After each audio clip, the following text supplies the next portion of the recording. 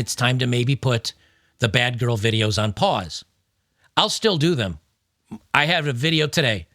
I have a video right here today that I was going to do. But I got to be honest with you. I'm not in the mood to do it right now because I'm pissed off and I'm frustrated and I'm worried. And then it's like, okay, in other news, guys, hey, women are being shitty again, everybody. It's not that time right now. I'm not in the mood. And I love you. And I'm glad you guys like watching that. But I got bigger things on my mind. Let me get into the main story here. Putin literally threatens war with NATO as Biden is provoking Russia. I'm going to give you a bit of a timeline on this. This is from Ian Smith. This is a video that I posted before, but I found the link. This is Zelensky and frickin' Lindsey Graham. They're going to tell you why we're fighting with Ukraine against that evil Russia, why we must go to war to protect the sovereignty and the threat of Russia. Also minerals and money. I'm here with President Zelensky. I'm such an admirer of what you and your country have done. You're trying to stop the Russians so we don't have to fight them. They don't want any American troops. They just need the weapons to free their country of a terrible invasion. Okay, they're whispering because I guess they're in a hall or something or other, and he probably doesn't want to yell this too loud. He literally says it right there. I'm going to replay this just a little bit because he says, I'm with Zelensky. I'm an admirer. You're trying to stop the Russians so we don't have to fight them. Who's we? NATO, UK, United States, Australia. Who else? And then he says they don't want any American troops. They just want weapons to free the country of a terrible invasion. But they do want troops, and now we're threatening to send in troops. And news flash, everybody, there's troops there. Who do you think's showing the Ukrainians how to use the Patriot missile system? We've got mercenaries over there. All they've done is taken the patch for United States off their shoulder and left their ID at home. We've got Americans over there. We're already, and Putin knows this. He's not. Hello there. We're already at war. They're admitting it's about the money. Need the weapons to free their country of a terrible invasion. They're sitting on $1 trillion worth of minerals that could be good to our economy. There you go. There you go right there. They're sitting on trillions of dollars of minerals that could be good to our economy. It's not about election, or it's not about protecting Ukraine because they're a bastion of I don't know, Western philosophy. They suspended their elections. And now he's talking about it's money. It's money. It's good for our economy. And now they're in communication with BlackRock and Vanguard and some of these others, and they're very excited. They've said this. I didn't pull up this story. They've said they're very excited to have BlackRock and Vanguard go in and help rebuild Ukraine after this devastation. I could spam this for an hour. That's what it's about. And look, I'm not saying Russia's not a good guy here. I'm not on the side of Putin and Russia. I have people that I met and that I liked that were very kind, sweet people that I met in Kyiv. I went to Kyiv. I've been in Ukraine, and just a couple years ago, maybe 4 or 5 years ago now, they talked about how their own government was crooked as the day is long. And then I've met some I can't call them friends because I was traveling. I was only there for about a month between Poland, Ukraine, and the rest of it. I went on some lovely dates with some very nice women over there. I want Ukraine to be protected. Let me finish playing this damn thing. But they're telling you to their faces. BlackRock, money, lots, trillions of dollars, minerals. So I want to keep helping our friends in Ukraine. We can win this. They need our help. Yes, we need, and we have already, the biggest help is the support of American people and support of our friends, thanks to Lindsey and his colleagues, to congressmen and senators from the United States. Thanks for this support, bipartisan support. Thank you so much. Peace is coming. Yes, soon. Peace is not coming. Spoiler alert, no. This is probably the most important video I've done on Better Bachelor in years. Because you want to talk about affecting you? This is European men, maybe Australian men, because we've got, I don't know how close Australia and the EU and the United States and Canada are when it comes to military. But if we get into it with Russia, and then Europe gets into it with Russia, and China decides to hop into it with Russia, and then they're bordering on the Philippines and Australia and everything else, that's why I say I'm not joking. This might turn into a World War III kind of thing. Men need to know what's going on so that you can make the decision. I'm going to be a conscientious objector, and you can arrest me and just throw me in jail. I'm not going to be fighting for idiots. I'm not saying that's what you should do. I'm saying that's what I would do. Well, now, this is from yesterday. Blinken speaks to media with Poland's foreign minister after the Ukraine meeting. Now, there's a spin to this that they're not going to tell you, but I found directly from Polish MEP Grzegorz Braun. I hope I'm pronouncing that right, but we'll get to that in a minute. From Warsaw, U.S. Secretary of State Antony Blinken wrapped up a three-nation Ukraine-focused European tour in Poland on Thursday after hearing repeated appeals from Ukrainian officials to use Western-supplied weaponry for long-range strikes inside Russia. Now, remember, Biden is not at the helm. There's nobody behind the steering wheel. So the closest person we have to probably deciding what's going to happen in our military, as far as the commander-in-chief, is going to be Secretary of State Antony Blinken. This guy's probably the guy that's in charge of what's going on overseas. They say U.S. President Joe Biden and British Prime Minister Keir Starmer are to meet in the United States on Friday, today, amid signs both Washington and London are growing more receptive to allowing the Ukrainians to use their arms to hit targets further inside Russia than previously okayed. As what Russia's doing has changed, as the battlefield has changed, we've adapted, Blinken said. They're admitting, you understand, that we are not just in a proxy war, but we're kind of in war with Russia. Biden has allowed Ukraine to fire U.S.-provided missiles across the border into Russia in self-defense, but has largely limited the distance they can be fired. Just last week, Defense Secretary Lloyd Austin met with Ukraine President Vladimir Zelensky and pushed back on the long-range ask, noting that Ukraine has already been able to strike inside Russia with its own internally produced systems, including drones. This is key because if Ukraine is firing deep and they're firing drones and they're firing their own munitions deep into Russia, Putin hasn't said that that's an escalation to war with NATO or the West. He hasn't said anything like that. However, I do have a video of him I'll play shortly where he says, if you start firing deep range like long range stuff, we know number one, United States and the EU is providing the munitions. And number two, United States and the EU is providing the satellite data because Ukraine doesn't have the satellites. And if United States and EU is sharing satellite data, we are now considering you our enemy.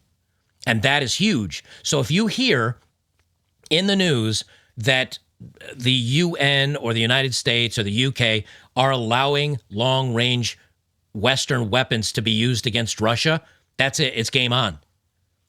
Because Putin knows it's our data that has helped guiding those missiles, and that is an act of war, he said. I'll play that video in a minute. So if you hear this story goes through, that we've okayed it, it's game on. It's war. At least that's what Putin said, that it's war. They say one of the key requests from Kyiv is to strike with U.S.-produced Army Tactical Missile Systems, or ATACMS. The Pentagon has noted they wouldn't be the answer to the main threat Ukraine faces from long-range Russian-fired glide bombs, which are being fired from more than 300 kilometers away beyond the ATACMS reach, said Pentagon spokesperson Lieutenant Colonel Charlie Dietz. NATO member Poland, which shares a border with Ukraine, has been supportive of the Ukrainians, and Blinken heard requests for easing weapons use restrictions from Polish Foreign Minister Radek Sikorski. Now remember this is important.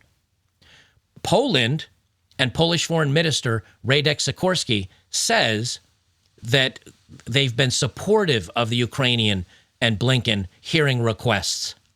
Now, I'm not going to read down through the rest of this because this will get too long. This is from a Polish citizen, and he grabbed this film snippet because, again, this isn't shown here in the United States. This is probably from Polish television because all the microphones are in Polish, it looks like. And this is Polish MEP Gregor's Braun on Anthony Blinken visiting Poland today. Remember, this we weren't told as Americans. We weren't told this in the PBS story, but this is what's going on Polish television. Blinken, go home. Go home as soon as possible. Get lost. Get lost. We don't want you here. We don't want Polish people paying and dying for your wars. Thank you very much. I don't know about you, but that does not sound like all of the Polish government is on board with what Blinken's talking about doing. Maybe it's just me, but it doesn't sound like it. When he's saying, look, Anthony Blinken, GTFO, get lost. We don't want you here. We don't want the Polish people getting involved in this. We don't want to help you during this war. And remember, they're getting us dragged in. Because what's Poland's now maybe you have some warmongers in Poland saying, yes, give them the Western weapons. But I'll tell you right now that if the Western weapons go, and I got the, let me play the soundbite here from Putin, that if Ukraine starts attacking Russia with long-range weapons, and Putin saying we will consider this an act of war by NATO, then all NATO states are at threat of being attacked and or having nukes dropped on their heads. Understand that. This from Bricks News. Just in, President Putin warns that NATO will enter a direct war with Russia if Ukraine uses long-range Western missiles to strike inside Russia.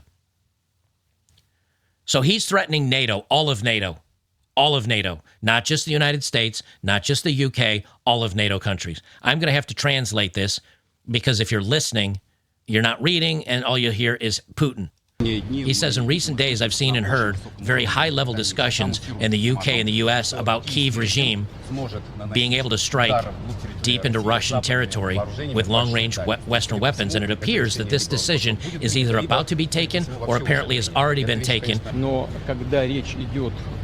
But when it comes to using high-precision, long-range, Western-made weapons, it is a completely different story. The fact that is, I have already mentioned this, and any experts will confirm that both in our country and in the West, the Ukrainian army is not able to strike with modern long-range precision systems of Western manufacture. It cannot do this. It can only do so using the intelligence from satellites, which Ukraine does not have. This data only from EU satellites or from the United States. In general, from NATO satellites. This is the first thing. The second, and very important, maybe the key, is that only NATO servicemen can woof, that flew by fast, sorry. He said maybe the key is that only NATO servicemen can enter flight assignment into these missile systems. So what he's saying there is he said, look, only Westerners, only U.S. military, only the EU people, United Kingdom, whatever, only NATO people can put this data into the systems, these Western military systems. So if I'll let him finish up and then I'll summarize. Sorry.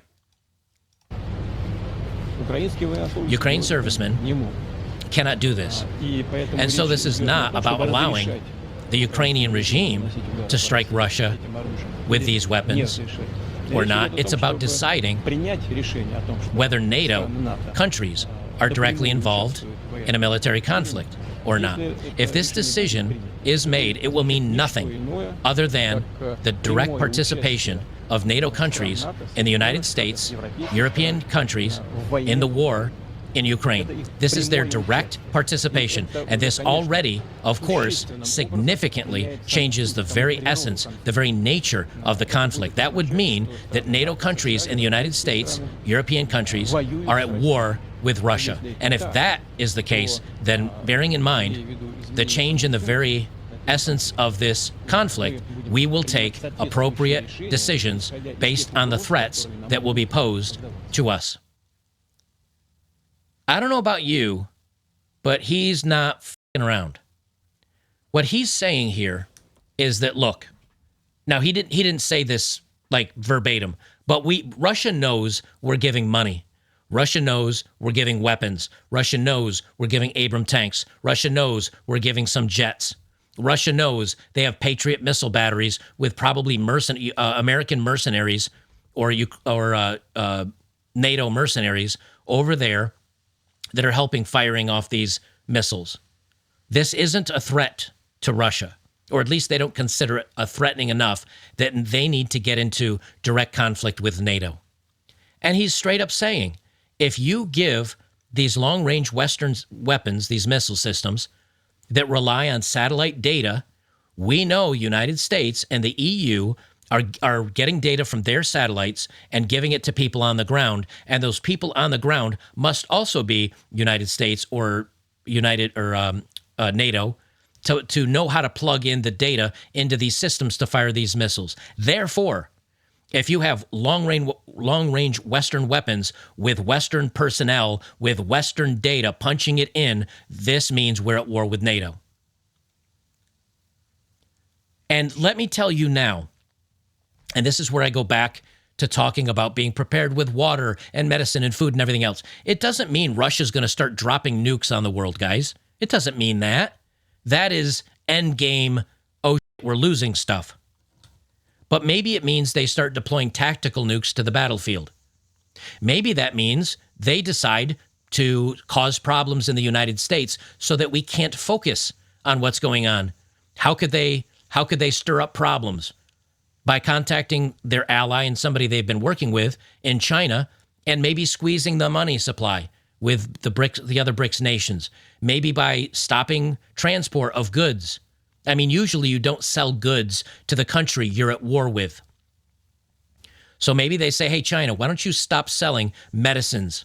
Maybe you stop selling products to the United States, which means that it has to get passed through other countries like India and maybe Brazil or somebody else, because I'm sure it'll still trickle its way over to the United States. It's just going to have more hands touching it. It's going to have more chance of getting stolen. It's going to be 2 or 3 times more expensive.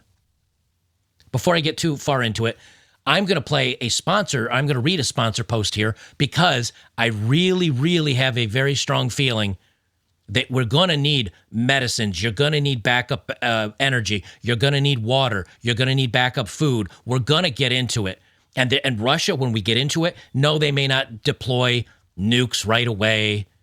You don't think that between Russia and China, because they're cozy, and these other countries, they're not going to hack us? They're not going to start breaking down our medical Actually, if we get into it in China, 95% of our stuff comes from China. They'll just cut us off from medicine. That's why I keep reading this sponsor, because it's super important. Let me read it, and then I'll bitch about it afterwards. Let me find my beautiful promo video. All right, gents, listen up. The world's getting more unpredictable by the day. Political insanity, rumors and actual threats of war, an unstable stock market, and now the looming threat of a new global health emergency. Did you know there's a bird flu summit coming in October? It's eerily reminiscent of Event 201 that foreshadowed the COVID pandemic. And get this, the first topic on the agenda is mass fatality management planning. But here's the good news. You don't have to be scared if you're prepared. The wellness company created a medical emergency kit, and every home in America should have at least one of these. They're packed with life-saving medications like Ivermectin, amoxicillin, even Z-Packs. And it's all backed by experts like Dr. Peter McCullough and, of course, Dr. Drew Pinsky. Imagine this. No more frantic searches for a doctor, no more emergency waiting rooms, just a few clicks and this kit's delivered to your front door. And in case of emergency, like war, you're gonna need something like this. In times like these, having a medical emergency kit now is not just a luxury, it's a necessity. Protect your family by preparing now. Head over to twc.health/oddmanout and use code oddmanout to save $30. Don't wait until it's too late. Act now, take control, ensure you're protected against whatever comes next, because you know they're going to be doing something in time for the elections. That's twc.health/oddmanout and use code oddmanout to save $30 and get free shipping right now. Maybe they decide to, what would really make American citizens not want to be involved in a war with Russia and turn sentiment against the United States is if they hit an oil refinery with hacking, or they hack the gas facilities, which happened in the southeast of the United States just a few years ago by Russians. Not the government, but by Russian hackers for Bitcoin. Who says China doesn't get involved and start hacking systems? Our systems are very vulnerable, and the United States isn't hardening them, these companies, because they don't want to lose revenue by hardening them. We could totally just get hacked into the dirt by Russia. So it's not just threat of them dropping nukes, it's threat of our way of life. That's the thing to remember.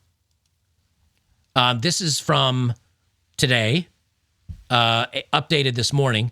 Biden signals openness to using Western long-range missiles inside Russia as he meets with Britain's leader, Starmer, to discuss.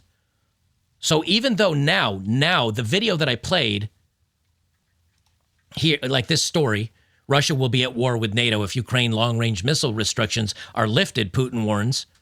And this is kind of a story basically on that video we just heard, right?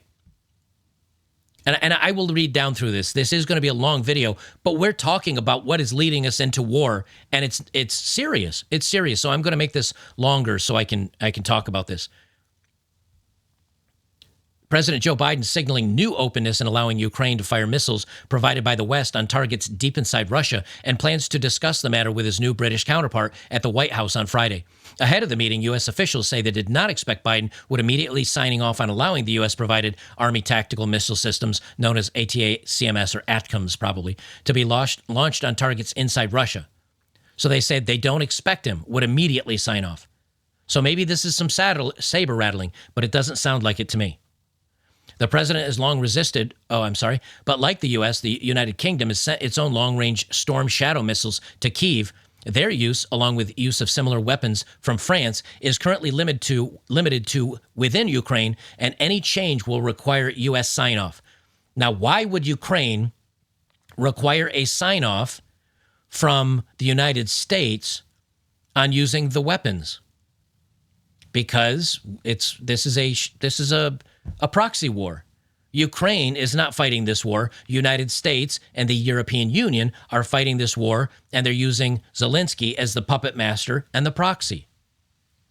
They say the president has long resisted calls from Ukrainian officials to ease restrictions on the weapons, but as the war grinds on, and as the U.S. watches growing concerns, Iran supplies Russia with ballistic missiles. Intensive discussions have been underway at the White House about a potential change. So we've got Iran, we've got China being friendly with Russia. We've got Iran sending weapons to Russia. We've got China and Iran working closely. Is it too difficult to see a situation where the West opens up on Russia, Russia declares war on the United States and NATO, and then Iran and Russia work together with China to fight off the European Union, Ukraine, and the United States? That is not a stretch. I don't want to read. I got to save a little bit of my voice because I got the movie stream tonight happening in 3 hours, and I can already feel my voice stressing. So let me just quickly read this, and then I'm going to leave the dating stuff until another one because I'm going way longer than I thought I would. And I know we're only an hour and change in, but I got another stream I got to do. And I did 2 hours and change yesterday. Oh, by the way, if you're here on Rumble, become a supporter, $5 a month over on Locals. We drink. Last week I ate nuclear hot sauce as a bet. I still have it here next to me, taunting me. And we watch movies and hang out. It's kind of like hanging out with your friends at a bar on Friday and Saturday nights. And tomorrow night we've got a UFC 306, I think it is. Either 306 or 307. I'll be streaming UFC 306 with the guys as well. And we do breakdowns and we talk about it. It's a lot of fun. $5 a month. Come over and become a supporter today at betterbachelor.locals.com. Okay. So here again, Russian President Vladimir Putin's warned NATO alliance leaders that a move to lift these restrictions, Western missiles, considered an act of war. This means that NATO countries, we already read that, or I already gave you that video. It looks like they're just rereading his quote that I already played for you guys. It says here, Biden is facing pressure at home from lawmakers on both sides of the aisle to ease the restrictions as Ukraine struggles to consolidate battlefield advances and risk being pinned back by Russian forces. So they say Biden's being facing pressure here in the U.S. by lawmakers on both sides of the aisle to ease the restrictions. So now we've got congressmen and senators urging Biden, the war hawks, the neocons pushing to ease restrictions. They want us to be in war. They want us to be in war. War is money. War is profit. War is a way to get past these elections. War is a way to make money. War is a way. It's always the case. Except now we're f***ing around with Russia, a nuclear power, Iran, who may or may not have nukes at this point, and China, a nuclear power, because they'd certainly jump in. And then the other BRICS nations and a NATO nation, including Turkey, would probably join in with China because they see China and Russia growing in power and the West being weak in power. So Turkey would probably bail as a NATO ally and join Russia because they're already in talks to join the BRICS nations and they're becoming friendly with China. So we might lose Turkey. On Tuesday, the bipartisan Congressional Ukraine Caucus called on Biden to allow Ukraine to strike targets inside Russia with the long-range weapons. A group of key House Republicans also wrote to the president this weekend ahead of Blinken's Ukraine trip, echoing appeals from Ukrainian President Vladimir Zelensky to lift the restrictions. God damn it. English. So it's not just Democrats, it's also Republicans. They're trying to push us, and who knows how much of BlackRock and Vanguard they hold, who knows how much of weapon system stock they own. And they think we're going to get into it, and then we'll find a peaceful way out of it. Not if Russia gets pissed off. Not if China decides to get into this. Anyway, guys, I'm getting a splitting headache. I got to get the dogs out of here. I got to do a stream later on tonight, and I want to be in a good mood for that. I know I've only been going like for an hour and change, but you guys get the gist of this. We've got incapable military. We've got incapable government. We've got women at the helm of a lot of these things, and they're covering up for incapable women. We've got our government breathing down the necks of Ukraine and Russia, wanting to escalate this. Russia warning, if you do this, it is an act of war. And now it's got advisors on both the Republicans and the Democrat side, which are really probably they're telling Biden in a room with Blinken, and then Blinken's probably, or the generals are probably going on autopilot and doing what they want because we know Biden's not in charge of this right now. This isn't a live tip. I'll read those in a second. But he says, all right, I've grown bored of hearing about Ukraine for an hour straight. I don't care. I wanted to hear about women being stupid and laugh at them. The world sucks enough as it is, and sometimes the women content brightens my day and gives me a comedic break from our fucked up, miserable world. Okay, that's fair enough, dude. I'll read you the funny stories tomorrow, maybe. I think maybe you're lucky enough not to be in a NATO country. Maybe you're lucky enough not to be in the United States. The women being bad, yeah, that's fun. That's silly. I think if you're a man between the ages of 18 and 30, 25, 27, 28, 30, you might want to know about us going to war. No hate on you, dude. No hate on you. Yeah, it's fun to listen to the women bad and silly, funny things. I get it. And you want to get away from the bad news and the awful news of the world. Me too. I get wanting to hear the fun stuff. You don't think I want to go back to silly days? But if you can stick your head in the sand, it's not going to stop war from happening if they decide to do it. But maybe you can be prepared. Maybe you can have water on hand and some backup food and a ham radio or backup radio or something. Isn't it important to know that? And if the answer is no, I just want to have a good time. Fucking party on, dude. Let me know how the afterglow looks when the nukes, you see the nuke off in the distance. But do you think some of these guys in the battlefield right now that are getting chased at by drones and blowing up on them like a grenade, do you think they wish maybe they had paid attention and had some choice in which way this battle went? And maybe saying, you know what, I'm not so cool with this?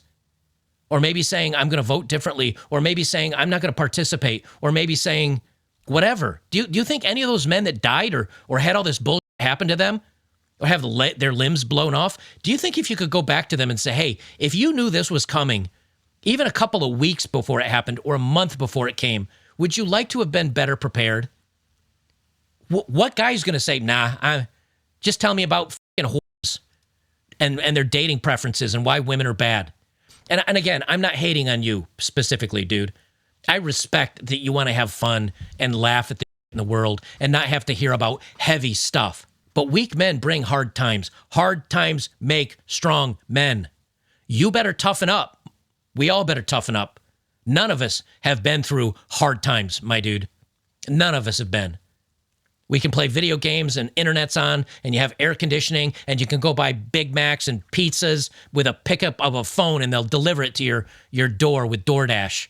We have the easiest time in history. And now it's, I don't want to hear bad news.